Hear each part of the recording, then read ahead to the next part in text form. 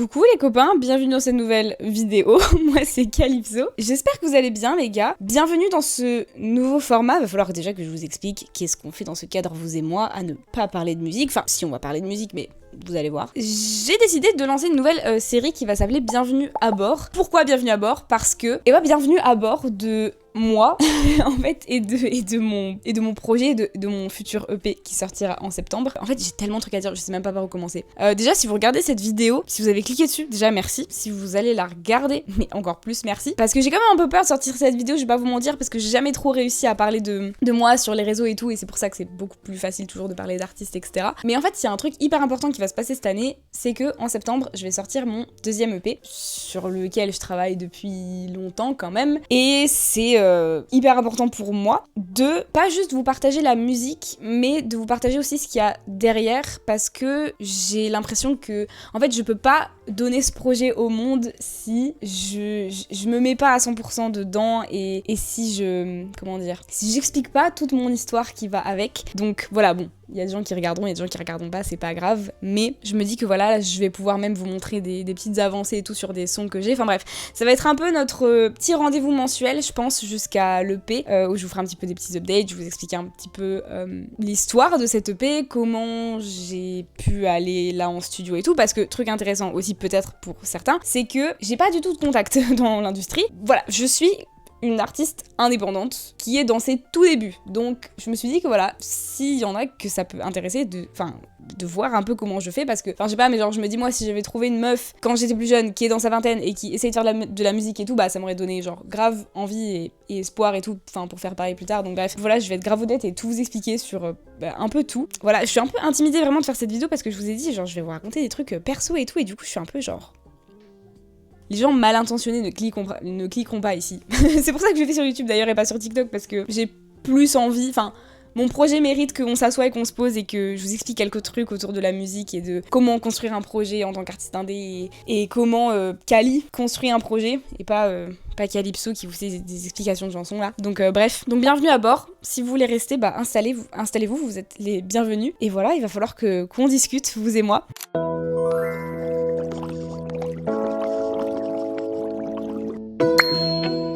Alors pour ça, je pense qu'on va commencer quand même, on va revenir un petit peu en arrière quand même. Alors je fais de la musique, je fais de la guitare depuis que j'ai 10 ans, donc ça fait 12 ans presque, voilà.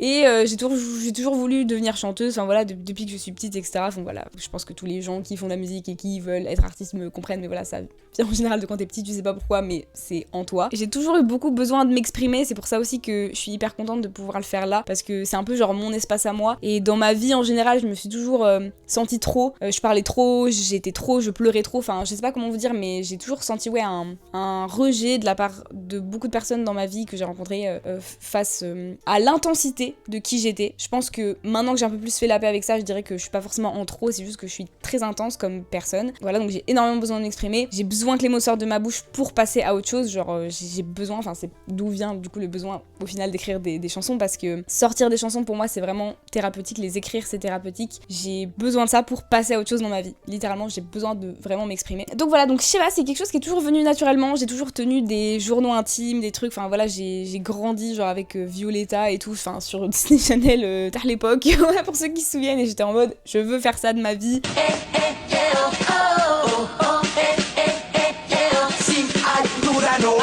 J'ai passé toute mon adolescence à écouter Ed Sheeran et à être hyper inspirée par lui et sa musique et la manière dont il est tout seul sur scène pendant des heures à faire de la guitare et à faire ses morceaux. Bref, voilà, je suis une grosse amoureuse de l'intensité des émotions et de l'amour et de toutes ces belles choses-là. Et donc voilà, donc forcément la voie naturelle était la musique. Donc ça m'a jamais quittée, et du coup pendant... je pense que je reviendrai dans une prochaine vidéo si jamais vous avez des questions sur vraiment tout mon parcours depuis que je suis ado, parce que j'ai commencé à faire des scènes et tout, des petits trucs quand j'étais ado, quand j'avais genre 14-15 ans. Mais on y reviendra plus tard. Et bref, tout ça pour dire que aujourd'hui, Cali, 22 ans, j'habite à Grenoble, voilà.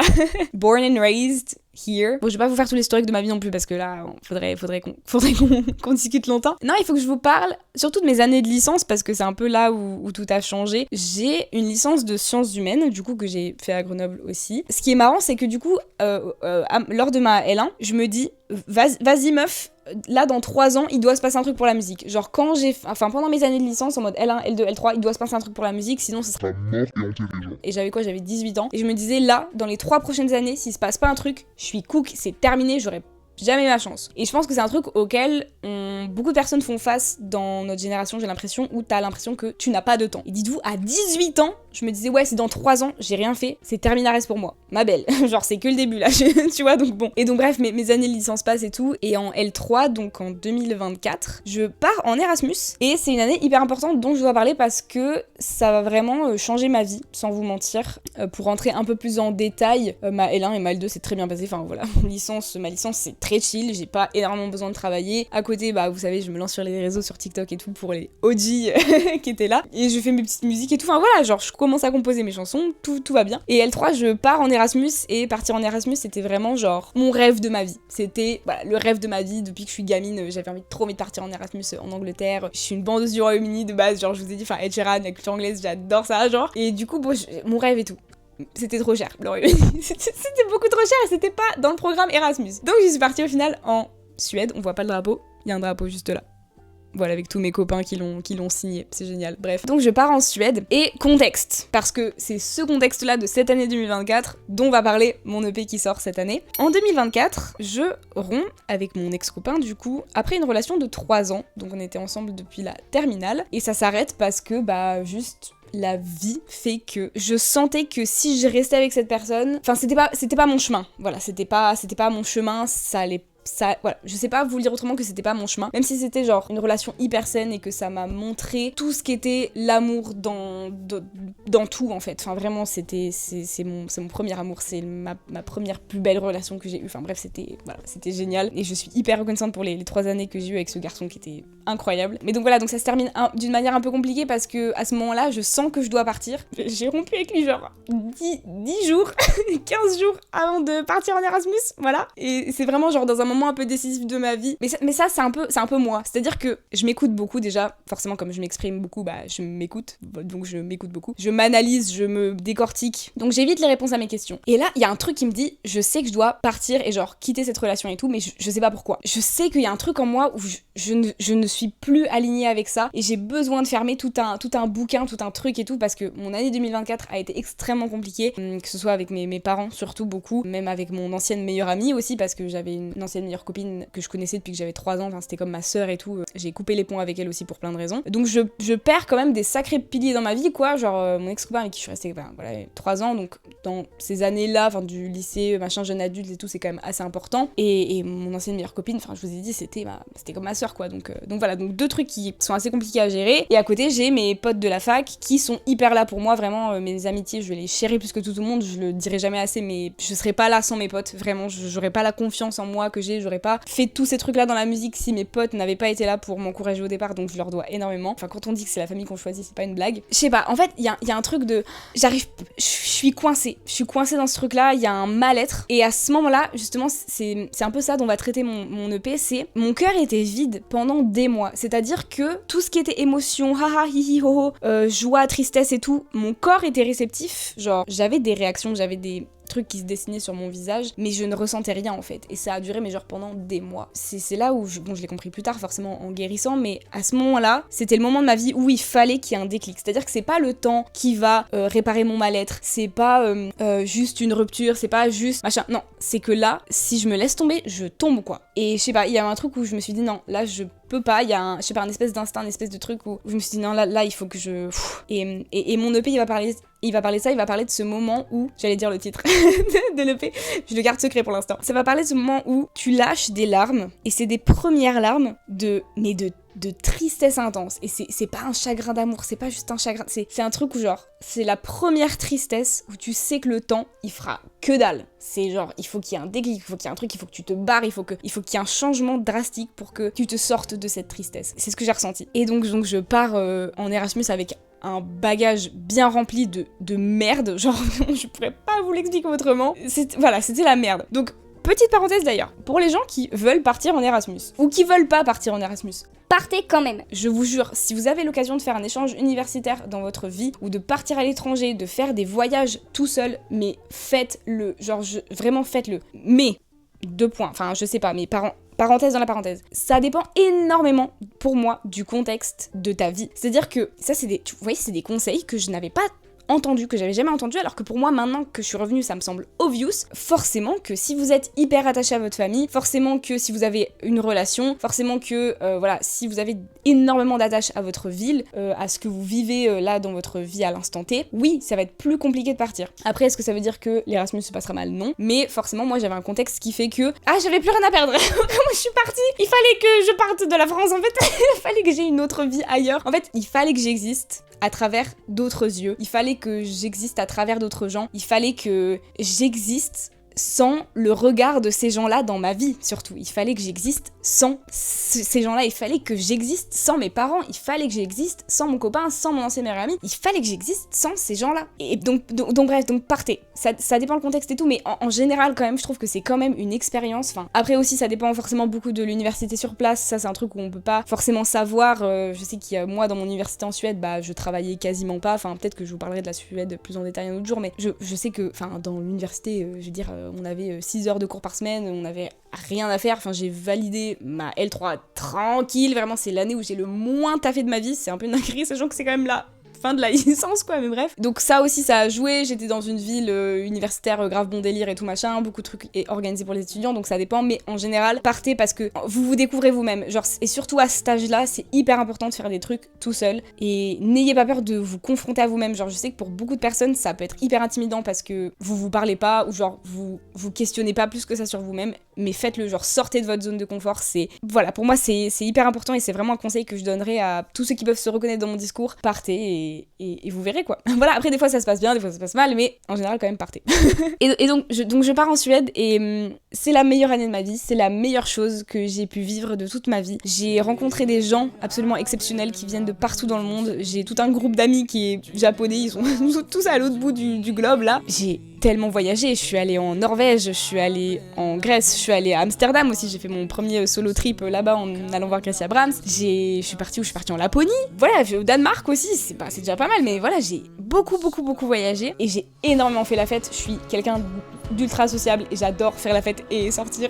Je suis une grosse fêtarde, bref. Et c'était génial, parce que on sortait à vraiment des fois 3, 4, 5 fois par semaine, et je buvais beaucoup. Et du coup, forcément, j'ai pris beaucoup de poids. Genre, moi qui avais toujours été hyper skinny, j'ai toujours fait 50 kilos depuis ma naissance. Enfin, non, pas depuis ma naissance du coup, mais là, j'ai pris 10 kilos dans ma gueule à cause de toute la bière que j'ai stocké, que j'ai bu, les gars, je peux vous dire, j'ai bien vu flou. Bref, mais c'était la fête, et c'était trop bien, et ouais, je saurais pas vous décrire, c'était la meilleure chose que j'ai pu vivre. Et j'ai rencontré là-bas, du coup, mon autre ex-copain.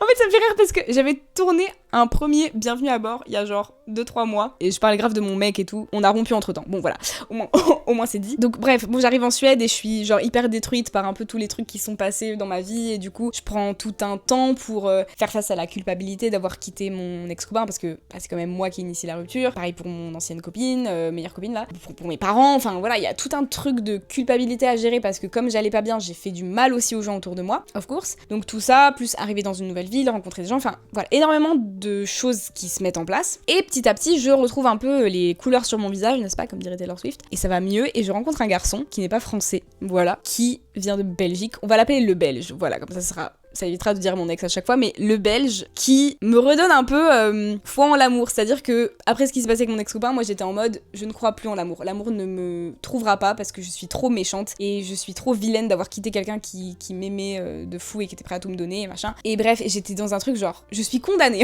Littéralement je suis condamnée. Je n'arriverai plus à aimer, et j'étais persuadée que personne ne m'aimerait jamais. Et je rencontre ce mec qui est littéralement le mec qui est sorti de mes rêves de quand j'avais 12 ans, quoi. C'est-à-dire que le gars, il débarque... Déjà, il était sublime. Il était super beau. J'ai jamais vu un mec aussi beau de ma vie. Et genre, il joue de la guitare comme moi. Et il me fait danser sur du Ed Sheeran. Il me joue du Ed Sheeran. On regarde High School Musical et genre... genre, je sais pas comment dire, mais c'était genre, on va en date. Notre premier date, c'était en décembre 2024. Et on va genre au parc d'attractions. Enfin, et c'était genre un petit peu avant décembre et tout. Et du coup, bref, il faisait froid, c'était un peu la neige et tout. Bref, non, mais je vous dis, genre, cette histoire, c'était genre digne d'un conte de fées. Et on s'est rencontrés par des amis en commun qu'on avait en Suède et machin. Et c'est là que j'ai pu improve mes skills en anglais. Parce que, ça y est, je suis bilingue, je pense que je peux le dire. Il était pas français, enfin, il est belge, mais côté flamand, donc Voilà, vous avez capté, il parlait pas français. Voilà, on parlait en anglais, quoi. Mais littéralement, genre, sorti de mes rêves, quoi, le mec. Et du coup, on vit une histoire de fou parce que on se voit tout le temps, on habite à 5 minutes l'un de chez l'autre et tout machin. On avait tout notre groupe de potes. Vraiment, on fait plein de soirées, plein de trucs. Enfin, c'était génial, on se voit tout le temps. Bref, c'était le prime de la vie, quoi. Et là, le temps passe et tout, et je me dis, je vais peut-être pas faire de master. En vrai, parce que, on se rappelle quand même, je suis en L3, n'est-ce pas? J'ai mes autres potes français et tout avec qui je suis partie qui regardent un peu les masters. Mon master par-ci, mon master par-là. Là, je commence à me dire, mais ça me concerne pas cette histoire de master là, de quoi vous parlez en fait. Et je me dis, je sais pas, il faut que je tente la musique, c'est maintenant ou jamais. Je vous fais le cheminement en 2 phrases, mais enfin, ça a quand même pris un peu du temps et tout, j'ai gambergé. Mais je sais pas, il y a un truc où je me dis, il faut que je me mette sur le bon chemin. Et le bon chemin, c'est la musique, et il faut que je choisisse maintenant. Et donc bref, les derniers mois d'Erasmus se passent, je rentre en France, c'est la catastrophe. Voilà, là on va rentrer dans le dur.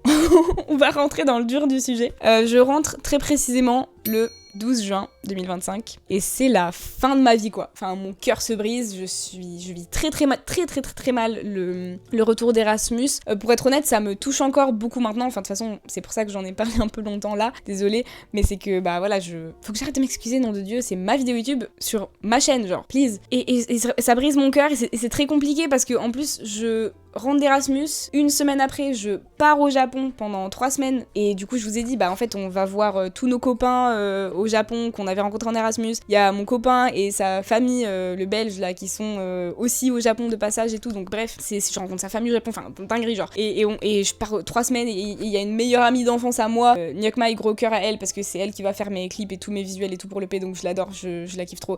Merci ma vie d'amour.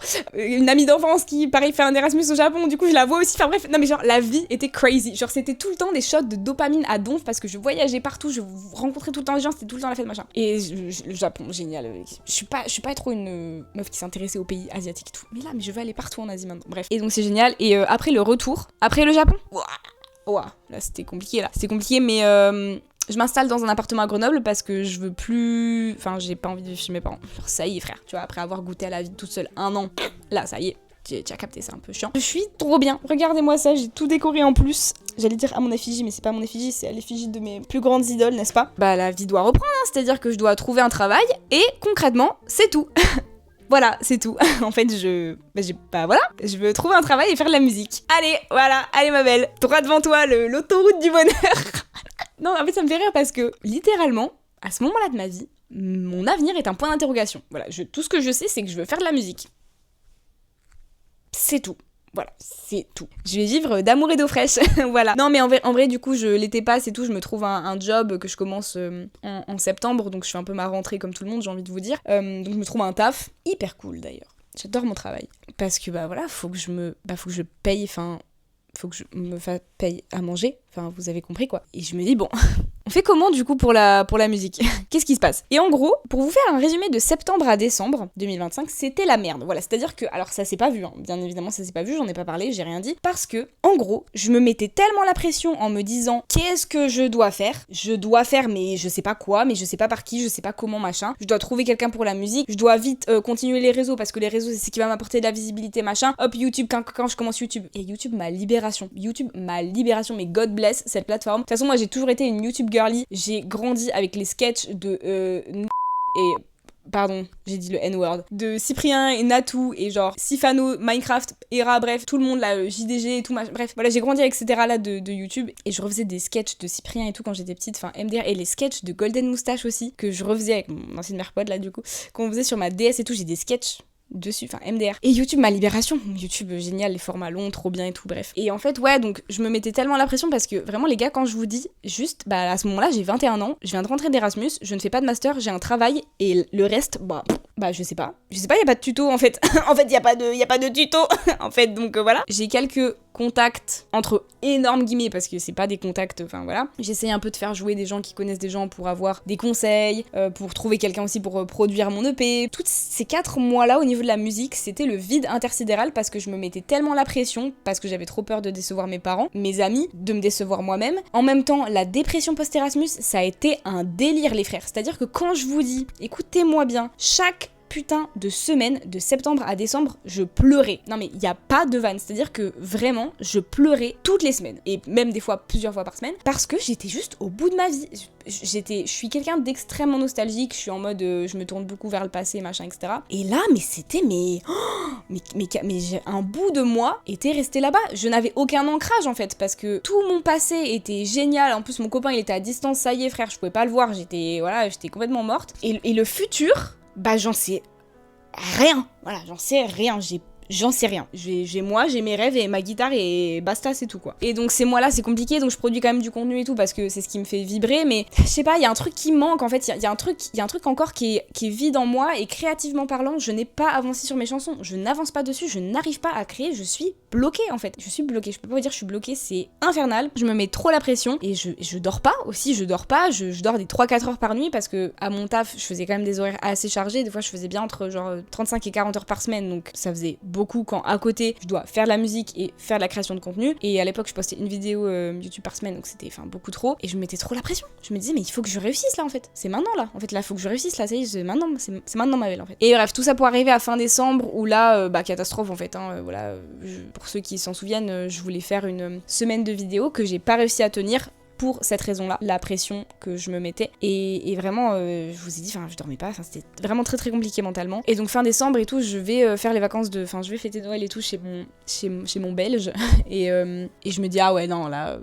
pendant une semaine, je fais rien et tout. Et je me dis, ouais, là, c'est un peu ladé, là. la team, c'est un peu compliqué, là. Il faut que je me reconcentre un peu. Donc, désolée pour ça, désolée pour cette promesse que j'ai pas tenue, mais j'allais vraiment pas bien. Voilà, j'allais pas bien. Je peux pas vous dire autrement que ça. Et donc, après, je passe ces vacances-là, ça me fait du bien de le voir et tout. On fête Noël, tout va bien. Et voilà. Et là, on passe à janvier, où je me dis, bon, c'est un peu cliché, mais ça m'a un peu fait un déclic, en vrai, la nouvelle année, et de me dire de laisser 2025 derrière moi, parce que, comme je vous ai dit, voilà, moi, j'analyse beaucoup, je suis très nostalgique, faut que je range les trucs dans des tiroirs, faut que mes questions aient des réponses très rapidement, et genre, faut découper les trucs. Donc, moi, je me dis, ok, on passe en 2026, donc 2025, c'est derrière moi. Genre, l'Erasmus, ça fait 6 mois que je suis rentrée, il faut que je move on, vraiment, genre, il faut que je passe à autre chose, vraiment. Faut plus que je laisse ça m'impacter en fait, ni la tristesse ni tout ça. Donc je me remets sur les réseaux pas mal et tout machin. Je réduis YouTube parce que vas-y. Et surtout, je tombe sur un studio, sur Instagram, sur mon petit téléphone,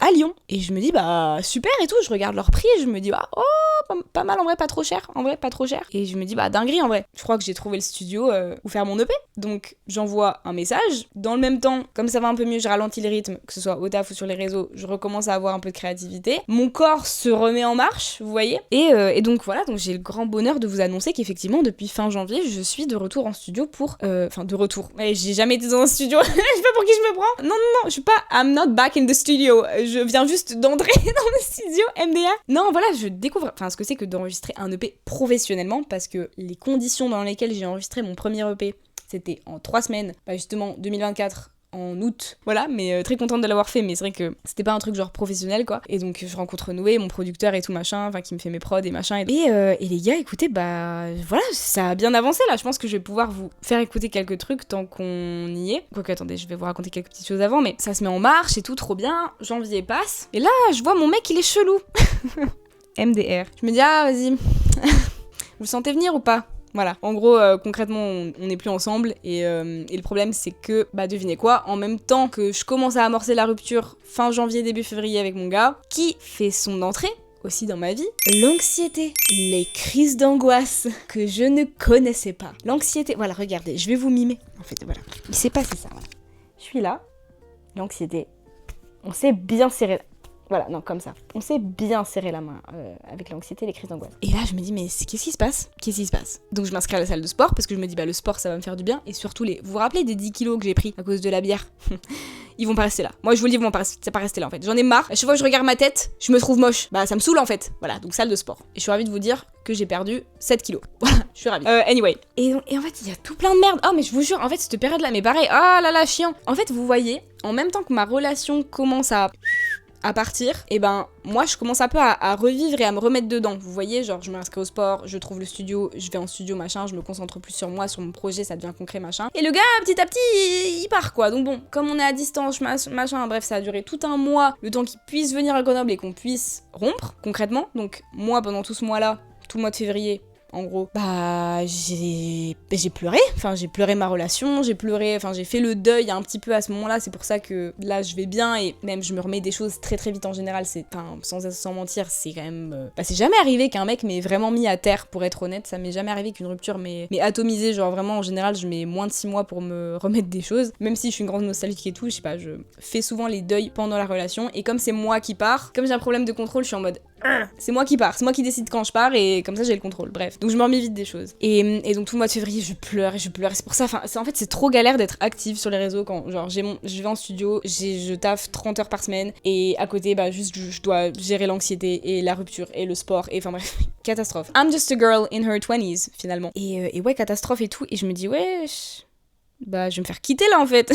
MDR. Et bon, enfin, franchement, j'aurais adoré vous parler de la nonchalance de cette personne, mais je vais pas le faire parce que vous l'écouterez dans mes prochaines chansons qui sortiront dans un an et demi. MDR, bref. Mais voilà, enfin en fait, la communication, voilà, vous voyez, j'ai besoin de m'exprimer quand il y a quelqu'un en face qui s'exprime pas. Bon, bah, c'est compliqué, bref. Turns out que mon rêve d'adolescente ne l'était peut-être pas et donc on arrête la relation début mars et donc en fait tout mars j'ai essayé de voir des psys, d'aller voir mon médecin, j'ai essayé de m'occuper plus de ma santé, surtout que ce soit physique ou mentale et j'ai essayé vraiment de gérer avec l'anxiété. Pour le coup mars c'était apprendre à cohabiter avec ça et ma médecin elle m'a dit un truc hyper important, elle m'a dit que l'anxiété c'est une énergie, en tout cas avec ce qu'elle connaît de moi etc, elle m'a dit c'est une énergie qui ne sait pas où aller en fait et que je dois transformer en productivité, enfin voilà pour un peu contrer ce truc là. Et parce qu'en fait tout était un cercle vicieux, c'est-à-dire que c'était en mode je dois faire, mais en même temps faire ça me fait peur, mais en même temps si je fais pas, bah j'ai peur de louper des trucs, enfin vous voyez tout ce cercle vicieux là où je me disais je dois réussir vite et maintenant et bien quoi. Et je ne me laissais pas le temps. Et bon, je vous rassure, depuis ça tout va bien, enfin j'arrive à mieux gérer tout ça. Mais compliqué quand même, vraiment très compliqué genre. Et ça va mieux. Aujourd'hui là on est le 22 avril quand je tourne cette vidéo, ça va vraiment mieux. Enfin je vous ai dit depuis que cette relation a commencé à se terminer et que j'ai repris le sport et que genre je suis allée en studio et tout et que bref mon projet se concrétise surtout, je vois beaucoup plus le reste de mon année se dessiner. J'ai beaucoup plus confiance en moi, je me sens vraiment bien, genre I'm just getting color back into my face for real. Et ça fait du bien. Et je suis en plein milieu. Je suis en plein milieu de... Je pense que j'ai passé la phase compliquée de doute et de genre point d'interrogation parce que mon projet est là, enfin voilà, je sais qu'il va exister, je vais vous faire écouter quelques trucs que j'ai et tout, mais en même temps, bah il est pas encore sorti, donc voilà, les 6 derniers mois c'était la merde, les 6 prochains mois ça va être super cool, je vais tourner des clips parce que tout va se passer pendant l'été, guys, je vous le dis, ça va être...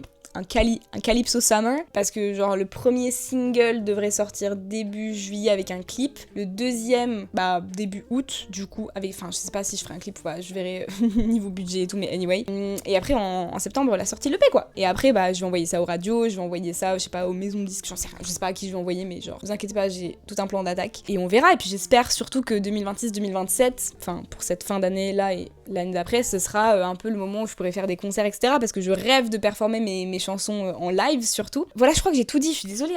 I'm such a yapper. Si vous êtes restés jusque là, déjà bravo à vous, genre bravo à vous. Je sais pas, en fait voilà, il y a aussi ce truc là où genre j'ai vraiment un problème de légitimité à ce qu'on m'écoute et j'ai encore besoin je sais pas de validation dans la musique, dans les réseaux, dans ces trucs là, bref. Donc je suis allée très vite sur beaucoup de trucs, enfin en fait je sais même pas si j'ai détaillé ou si je suis allée très vite, j'en sais foutrement rien. Bref, tout ça pour dire que aujourd'hui ça va mieux et que j'avais quand même besoin de raconter ça parce que c'est essentiel pour comprendre genre mon projet et tout ça, parce que je peux pas juste débarquer en étant heureuse et en vous donnant pas d'explications sur les trucs qu'il y a derrière et qui se passent derrière tout ça, parce que c'est pas facile, je n'ai pas de contact, je pars de zéro, je vais payer le truc avec genre mes sous à moi, je travaille littéralement pour payer mon EP, je ne mets pas de côté pour l'avenir ou machin, et en plus je suis en auto-entrepreneur, donc là si je m'arrête de travailler je toucherai même pas le chômage, enfin bref, là je suis genre tout droit sur un chemin. Et je sais pas comment vous dire, mais je sais que c'est le bon chemin. Genre peu importe si le chemin, il fait des zigouigouis, s'il y a des buissons sur mon chemin, s'il y a des arbres, s'il y a un feu sur le chemin, je trouverai un moyen, t'as vu, de contourner les difficultés, mais je sais que je suis sur le bon chemin. Je sais que j'ai bien fait de pas faire de master, je sais que je ferai jamais de master, je sais que c'est le bon chemin pour moi. Genre, je sais que je me trompe pas. Il y a un truc, même si j'ai du mal et tout, et que mon EP il est pas sorti et tout machin, il y a un truc au fond de moi qui me dit je sais que c'est le bon chemin. Bref, tout ça pour dire, je vais pouvoir vous faire écouter mes morceaux. Haha. C'est bien parce qu'on est en petit comité ici, hein, moi je vous le dis. Hein. Non mais puis voilà, et puis si vous êtes jusque là, vous pourrez vous dire bah voilà, moi j'ai regardé de A à Z la meuf ce qu'elle a raconté et voilà. Donc ouais, je pense qu'il y aura ça une fois par mois. Bon, évidemment en plus court, hein, vous vous doutez bien qu'on va pas faire genre 40 minutes à chaque fois, merci meuf. Mais voilà, je sais pas, j'espère que ça a peut-être pu résonner en vous et tout ce que j'ai dit, enfin j'en sais rien, mais je trouve que c'est hyper important qu'on se parle, nous, entre jeunes, parce qu'on a l'opportunité de le faire, on a tout pour le faire, et je trouverais ça trop dommage de genre pas s'exprimer et pas partager des conseils pour apprendre à se connaître dans un âge qui peut être hyper compliqué et tout. Donc voilà, si je peux moi vous aider avec mes deep feelings, et s'il y a des artistes, s'il y a des jeunes, des gens là qui veulent y aller, voilà, je suis l'exemple que on peut prendre des décisions, on peut faire des choix. C'est compliqué, hein. C'est compliqué la team, c'est compliqué, mais ça va le faire. Bref, je vais vous faire écouter un son. Alors, le truc est pas mixé, d'accord? C'est pas la version finale, on est bien d'accord là-dessus. C'est un truc que j'ai fait avec mon téléphone. J'avais la prod, j'ai posé dessus, c'est pas parfait. Je chante un peu faux, ok? C'est vraiment genre, où est-ce qu'il est? Il est là. Allez-y, je vous fais écouter tout depuis le début. Ah, je suis un peu timide, je suis un peu intimidée. Oh non, je vous fais vraiment... J'espère que vous allez bien aimer, hein. J'espère que vous allez kiffer. Attendez, je bois.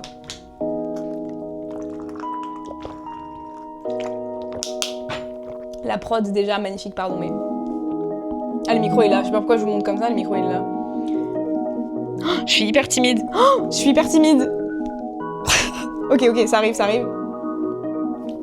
dors plus la nuit depuis des semaines. Je me revois lâcher ta main, puis tout s'enchaîne. Je te mens dans les yeux, je te dis que je suis amoureuse, que t'es tout ce que j'ai et tout ce que je perds. Trop de larmes sur l'oreiller, pour une fois je peux pas jouer la victime, je t'ai tuée, mais j'ai pas survécu non plus. On s'est éteint, pas en même temps, et j'aurais dû te laisser m'aimer sans chercher l'erreur dans tes gestes, accepter d'être apaisé sans tout saboter par effet. Ok, le refrain arrive. On s'est perdu, on s'est égaré, on s'est perdu, on s'est égaré, on s'est perdu, on s'est égaré, on s'est perdu, on s'est égaré. Voilà, je vais m'arrêter là. MDR, voilà. J'espère que vous aimez bien. Bon, ça change de miroir, hein. Moi, je vous ai dit, voilà, pour ceux qui ont écouté mon premier EP, ça change un peu. Après, je vais pas tout vous faire écouter, mais voilà, il y a quoi? Non, je vais pas vous faire écouter. On va y aller doucement, mais voilà, déjà ça. C'est quoi? Il sort dans 5 mois. 5 mois en avant-première. Et je fais, voilà, hein, quand même, vous avez un petit truc. Bref, faut que je finisse la vidéo là. Oh là là, guys, j'arrive pas à croire, j'ai dit tout ça et tout. Bref, et vraiment, je suis désolée, genre, I'm such a yapper. Vraiment, bon, de toute façon, si vous êtes restés là, c'est que vous aimez bien m'entendre yapper. Bref, pour terminer, merci énormément d'être restés jusque-là. Dites-moi ce que vous pensez de ce format et merci vraiment de me suivre et genre, d'être là, d'être dans ce projet, d'être avec moi et de me suivre aussi sur les réseaux, tout ça, enfin, de laisser des commentaires à chaque fois sur YouTube et machin, enfin bref. Vous êtes le meilleur soutien que je peux rêver et genre j'ai la meilleure commu du monde, littéralement. J'ai les meilleurs gens qui me suivent de la planète. Merci beaucoup. Vraiment, je suis hyper reconnaissante de tout le soutien que j'ai alors que j'ai sorti qu'un petit EP de 6 titres et que j'ai sorti un petit bouquin sur Taylor Swift et que voilà, c'est tout. Pour l'instant, c'est tout pour l'instant. Bref, en tout cas, j'espère que ça a pu, je sais pas, vous aider peut-être ou vous faire un peu plus comprendre qui j'étais. Où est-ce qu'on va aller ensemble. Je vous fais des gros bisous et on se retrouve pour le prochain épisode dans un bon mois. Je pense que voilà, j'aurais bien avancé. Puis si vous avez des questions du coup par rapport au studio, à la création musicale, à tout plein de choses, je vous laisse me les poser en commentaire et on parlera plus de musique du coup. Et voilà, je vous montrerai un petit peu en studio et tout. Bref, je vous fais des bisouilles et je vous dis à très vite. Bisouilles!